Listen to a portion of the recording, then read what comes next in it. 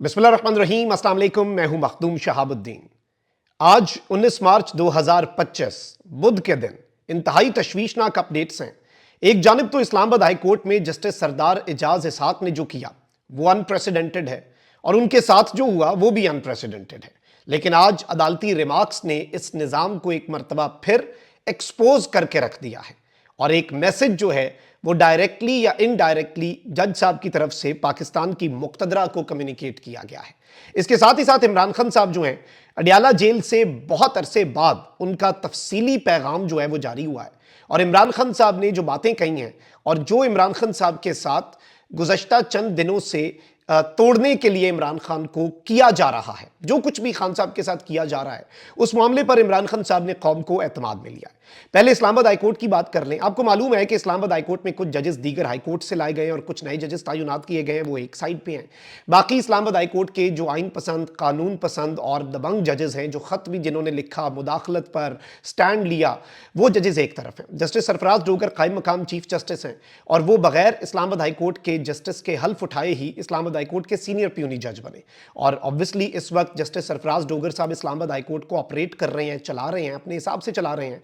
उनकी अपनी ही high court के जजेस ने उनके खिलाफ रिप्रेजेंटेशन फाइल की, जिसे जाते जाते आमिर फारूक साहब ने रिजेक्ट कर दिया। इसीलिए जस्टिस सरफराज डोगर साहब जो हैं उनके खिलाफ उनकी अपनी हाई कोर्ट के 5 जजेस सुप्रीम कोर्ट भी गए हुए हैं, ये याद रखिएगा।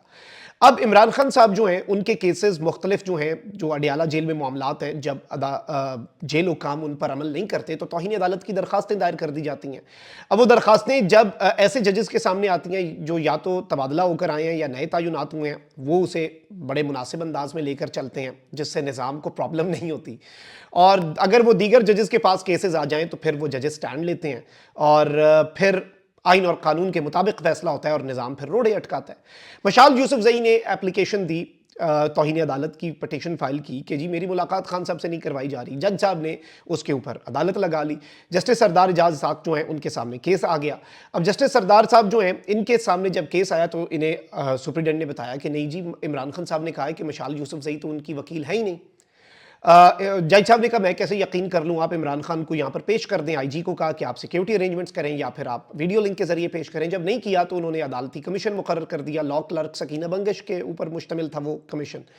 अब वो जो कमीशन है जब वो गया तो आप अंदाज़ा करें कि आम लोग ये दरख्वास्त देते हैं, पटिशन फाइल करते हैं कि जी अदालती अहकामात पर खान साहब के वकील को, पार्टी रहनुमाओं को, फैमिली को नहीं मिलने दिया गया, लेकिन अदालती कमीशन को भी नहीं मिलने दिया गया। 3 घंटे इंतजार के बाद अदालती कमीशन वहाँ से नाकाम लौटा। अब आज बेसिकली समाअत होनी थी जस्टिस सरदार एजाज इसहाक के सामने और उसमें फिर अदालती कमीशन की रिपोर्ट के ऊपर तौहीन अदालत की कार्रवाई डबल चलनी थी कि आपने पहले तो मशाल यूसुफजई वाला मामला तो सेकेंडरी, ये जो अदालत की तौहीन की है इससे बड़ी तौहीन क्या हो सकती है कि अदालती अहकामात को उड़ा दिया।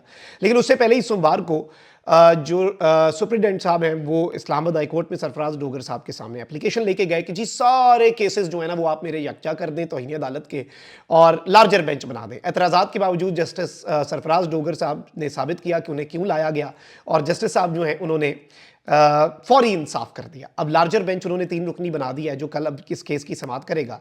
जस्टिस सरदार एजाज साहब के सामने जो केस है उसे डी लिस्ट कर दिया गया। अब इस मामले के ऊपर मशाल यूसुफजई को सुप्रीडेंट की खिलाफ जो तौहीन अदालत की इसकी कॉज लिस्ट जो है वो मनसूख होने के मामले पर आज जस्टिस साहब ने जो रिमार्क्स दिए हैं वो बड़े इंटरेस्टिंग भी हैं, बड़े तशवीशनाक भी हैं और अफसोसनाक भी हैं। उन्होंने कहा कि ऐसा करने से पहले आप मेरी अदालत की बुनियादों में बारूद रखते और मेरी अदालत को उड़ा देते ना तो वो ज़्यादा बेहतर था।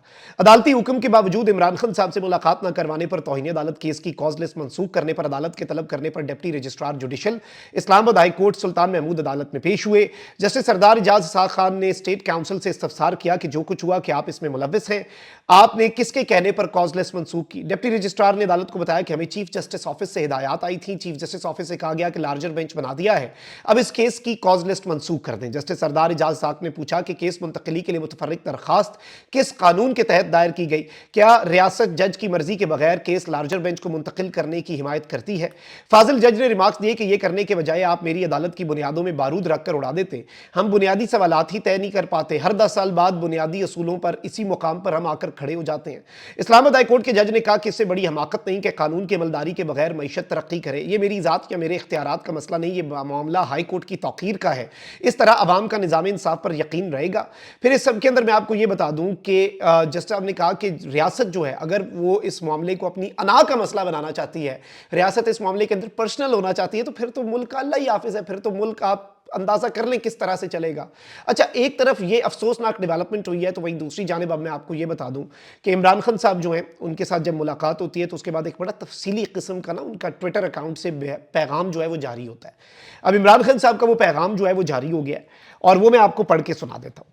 मुल्क में दहशत गर्दी का नासूर बेकाबू है। जाफर एक्सप्रेस का सानहा इंतहाई अफसोसनाक और काबिल मजम्मत है। इस किस्म की मुनज़्ज़म दहशत गर्दी की कार्रवाइयाँ किसी भी मुल्क की सिक्योरिटी पर सवालिया निशान है।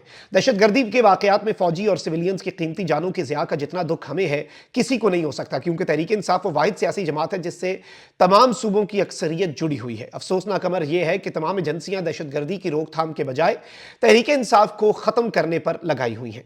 तहरीक इंसाफ की जानिब से नेशनल सिक्योरिटी कमेटी के बाइकआउट का फैसला बिल्कुल दुरुस्त है। इस इजलास में मुझे ना बुलाया गया, ना मेरी राय ली गई और ना ही बलूचिस्तान के नुमाइंदों को बुलाया गया।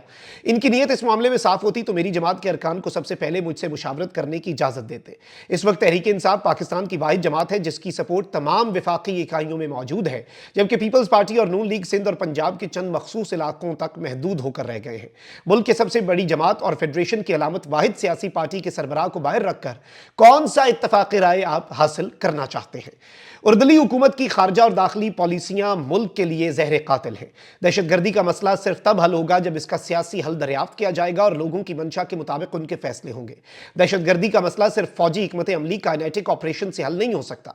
हमसाया ममालिक को लेकर हमारी खारजा पॉलिसी आज़ाद और खुद मुख्तार होनी चाहिए। अफगानिस्तान के साथ मामलात भी बातचीत से हल होने चाहिए। रिजीम चेंज के बाद इनकी गैर संजीदगी का अंदाजा इस बात से लगाएं कि बिलावल ने पूरी दुनिया के दौरे किए लेकिन एक बार भी ये अफगानिस्तान नहीं गया।